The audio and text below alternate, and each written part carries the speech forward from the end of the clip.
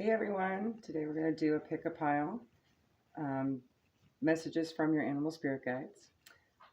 Pulling from 2 decks, we've got Messages from Your Animal Spiritual Guides by Stephen D. Farmer and the Shaman Box Oracle to clarify or add extra. I'll give you a moment to pick whichever cards call it to you, and I'll put timestamps in the description box below.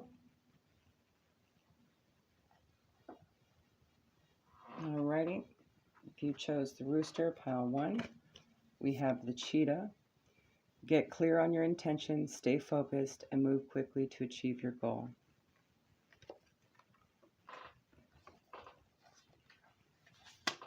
Stop deluding yourself by thinking there isn't enough time. There are too many other things to do, or you're not up to the mission that's calling you to action. These and many other beliefs are delay tactics that keep you from accomplishing what you're here to do. It's much too easy to play it safe by staying caught up in the mundane dramas of life rather than honoring Spirit's purpose for you by making a run for it. The first step is to write out your intention as clearly as possible.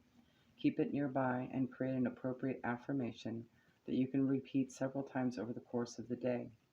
One that states your intention as if it has already occurred. Then write out a sequence of action steps that will help you move towards your ultimate goal. Don't be shy or hesitant to think big, bigger than you previously allowed yourself.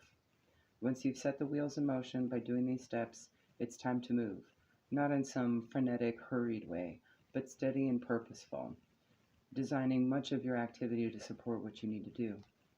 In all this movement, once you've successfully achieved a significant piece, take a breather and look back at how far you've come. Give yourself a pat on the back with each step that's accomplished as a way of acknowledging your progress. Go for it. And as a clarifier to that, we have Deer. I'll show you the bottom. Agility, alertness, swiftness, stillness, gentleness, guile, innocence, grace, unconditional love, benevolence, mistrust.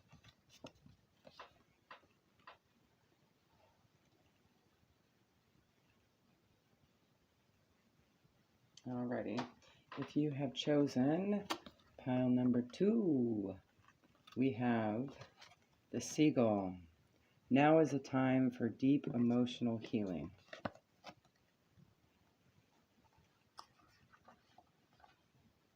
Here, we can see it. There you go. The emotional sea that's hovering just below your consciousness is a well of feelings that needs to be acknowledged and expressed. Expressing emotions doesn't mean indulging in them compulsively or creating drama around them. If there are tears, let them simply be tears and allow them to flow. Cry or laugh as much as you need to. Explore these feelings by sharing them with someone you trust or write about them in a journal. Paying particular attention to the sensations in your body. These sensations are clues to the layers of emotion that are just below the surface of your awareness. By either talking or writing them down, you bring them into your awareness, find relief, and create an opportunity to release them. Don't let this be a theatrical exercise, one where you act or try to force yourself to feel something you're not.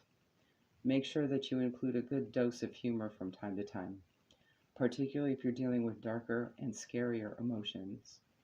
It's not necessary to cleanse the emotional and psychic scars that remain from earlier experiences too frequently, but now is the time to do so.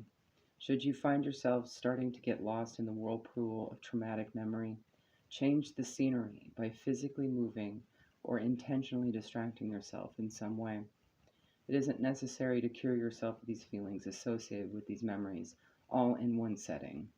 Instead, simply relieve some of the pressure that lurks below the surface.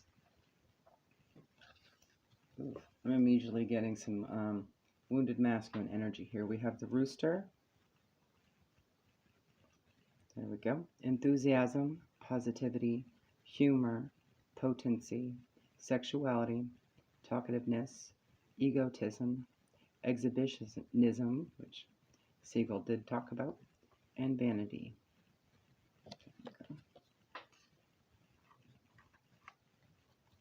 If you chose pile number 3 at 455, we have Wolverine. You're a lot tougher than you think you are. And Dove. That way you can see Wolverine. Write down the timestamp. There we go. Wolverine. You have what it takes to deal with this turmoil. One where events have taken a different turn from what you expected.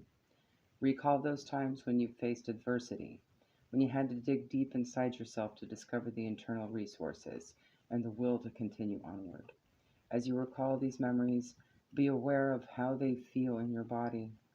Anchor those feelings by calling on them to shore up your courage and help you maintain your dignity. Sounds awfully like pile 2 that may resonate if you haven't chosen it. By dealing with this situation head on and paying attention to the nuances of the shifting energies, your inner wisdom will dictate when to move ahead and when to retreat, helping you sustain your power throughout. By maintaining this stance, you're not only protecting yourself physically and emotionally, but also spiritually. Call upon the warrior inside, the archetypal aspect of yourself that's charged with defending the internal kingdom, and the archetypal king or queen. This is one of those times when you definitely need to be assertive with others, saying no when necessary, asking for what you want, and sustaining your physical and emotional boundaries. Pull your shoulders back, lift your head up, look straight ahead, and keep a relaxed vigilance. Do your best not to complain and be a martyr about what you're involved in presently, for it will only drag you down. And we have the dove, usually a symbol of peace, as it does say that on the card, in serenity, forgiveness, health, tranquility, deliverance, liberation, freedom, union, serenity, and agreement. There you go, guys. Have a great day. If you like this, by all means, there's a whole playlist full of the pick-a-piles, pick-a-cards for intuition training.